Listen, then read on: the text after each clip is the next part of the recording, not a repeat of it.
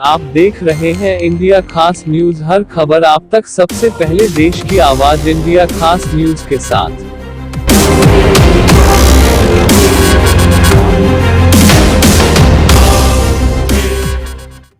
आतंकी हमले में पुलवामा में तैनात नायब सूबेदार शहीद, सूचना आते ही मचा कोहराम।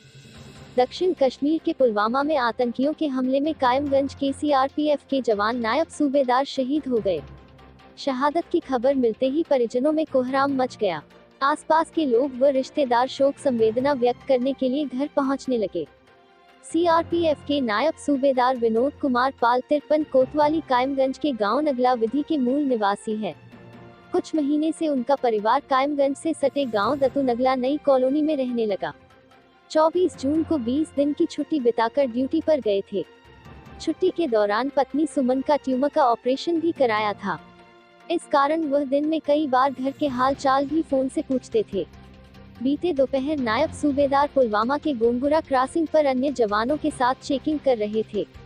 तभी आतंकियों ने अचानक हमला कर दिया। इससे वह जख्मी हो गए थे। अस्पताल ले जाते समय रास्ते में विनोद कुमार ने दम तोड़ दिया। शहादत की जैसे ही सूचना परिजनों को मिली तो कोहराम मच गया। पत्नी सुमन इकलौते बेटे राजा से लिपटकर रोने लगी। बेटे राजा ने बताया कि आज उनका पार्थिव शरीर हवाई जहाज से दिल्ली आएगा। इसके बाद लखनऊ पहुंचेगा, जहां से पैतृक गांव नगला विधि लाया जाएगा। गांव में ही शहीद नायब सूबेदार का अंतिम संस्कार किया जाएगा। सूचना का मिलने के बाद से जहां परिजनों में कोहराम मचा हुआ है, तो वहीं रिश्तेदार व पड़ोसी बड़ी संख्या में शोक संतृप्त परिजनों को ढांढस बनाने के लिए घर पहुंच रहे हैं। तुम्हारा नाम क्या है? योगेंद्र। कहाँ रहते आप? कायमगंज दत्तू नगर। अच्छा, ये बता, पिता तुम्हारे कहाँ नौकरी कर रहे थे? श्रीनगर पुलवामा। तो पिता से तुम्हारी कब बात हुई थी? कल 2 बजे। 2 बजे।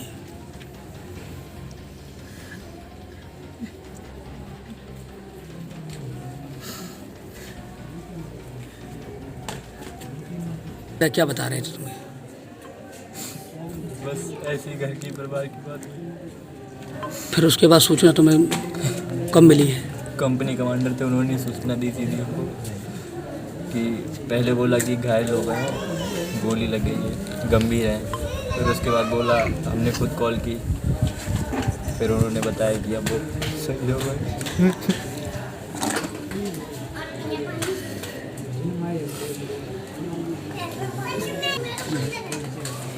अच्छा, अकेले ही हो? हाँ। भाइयों में बहनों में अकेले हो? बहन एक भी नहीं है? कोई नहीं। पिता तुम्हारी छुट्टी कब आए थे? अभी 22 तारीख को गए हैं वापस। 22 को वापस गए। क्या ये तो पिता तुम्हारे मम्मी के ऑपरेशन की वजह से आए थे क्या? हाँ, मम्मी का हमारा ऑपरेशन 18 मई को हुआ था। अच्छा, कहाँ कराया था ऑपरेशन? हम लोगों ने पुष्पांजलि में कराया था ऑपरेशन। आगरा पुष्पांजलि हाँ, आगरा तो में। पापा को कॉल की तो पापा ने बोला ठीक है हम आ रहे हैं। अच्छा, फिर पापा हमारे 23 तारीख को आए थे। उनके सामने ही ऑपरेशन हुआ था? फिर ऑपरेशन हम ही ने करा दिया था। अच्छा। पापा फिर बाद में छुट्टी नहीं मिल पाई उनको, अच्छा, इस चक्कर अच्छा। में आ नहीं पाए। हाँ, उसके बाद में आए। उसके बाद में फिर पापा आए। पापा क्या तारीख को आए थे ऑपरेशन? पापा ऑपरेशन जैसे 18 को हुआ तो पापा को 6 दिन बाद छुट्टी मिल पाई, तो पापा 24 को आ पाए। मम्मी लेकिन discharge पापा हर हुई? समय कांटेक्ट पे रहते थे, पूछते रहते हाँ थे। हाँ। तो मम्मी हॉस्पिटल से डिस्चार्ज कब हुई थे? मम्मी हमारी 5 दिन बाद डिस्चार्ज 5 दिन से। उसके पापा के आने के 5 दिन बाद? ना, 18 के बाद 24 को। अच्छा अच्छा, तो पापा ने फिर यहीं देखा था आकर के? हाँ, फिर उसके बाद पापा ने यहीं देखा। फिर उसके बाद पापा और मम्मी को पापा लेके गए थे, उनके जो टाँके कटने थे उसके। अच्छा, टाँके कटवा के लाए थे वहाँ? बता दें। हाँ, काफ़ी बड़ा था कितना बड़ा उनका, था? अराउंड 3 to 4 kg का था। क्या नाम आपका है? विजय सिंह कहाँ रहते हैं आप? शास्त्री नगर कमालगंज।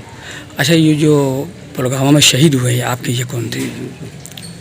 आपके कौन थे ये शहीद हमारे हुए? ये छोटे साले थे। अच्छा, तो इनसे आपकी कब बातचीत हुई है? इनकी हमारी बातचीत अभी हमारी भतीजी की गोद भराई थी, उसमें ये आए थे, बैठ के बातचीत हुई। और बातचीत होने के बाद में सकुशल सब परिवार के हालचाल पूछने के बाद में ये चले आए थे। उसके बाद हमसे बात कम हो पाती थी, इनकी सिस्टर से बात ज़्यादा होती रही, क्योंकि वो उनका लगाव ज़्यादा था। छोटे भाई थे, तो भाई की वजह से इनको ज़्यादा चाहते तो थे। क्या बहनें थी इनके? ये 2 दो सिस्टर सिस्टर थी। एक हमारे सलवाई अशोक वो भी आर्मी में है, रिटायर हो गए और वो छिबरामऊ में जो है आवास बनाए हुए हैं।